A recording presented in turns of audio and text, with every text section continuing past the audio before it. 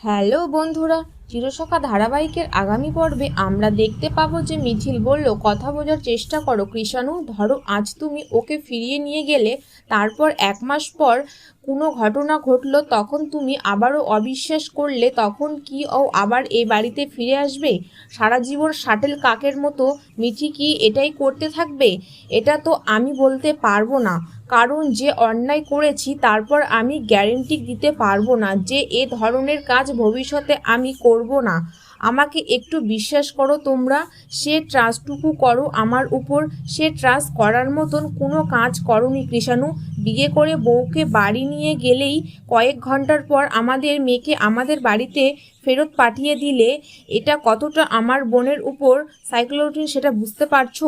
দেখো কৃষাণু, আমাদের বোন কিন্তু এটা ডিজার্ভ করে না, কিন্তু তোমাকে বিয়ে করবে বলে অনুরোধও করেনি।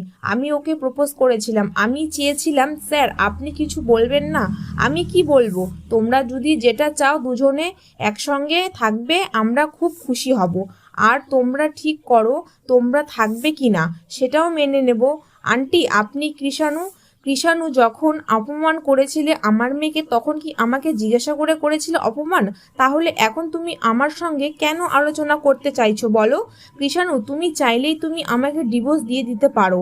না না, আমার দিক থেকে আমি দিতে পারবো না মিঠি। হ্যাঁ, তুমি যদি বলো আমি ডিভোর্স দিয়ে দিব, আমরা সারা জীবন এভাবেই বন্ধু হয়ে সারা জীবন থাকবো মিঠি। জানতে হলে অবশ্যই আমার চ্যানেলটিকে সাবস্ক্রাইব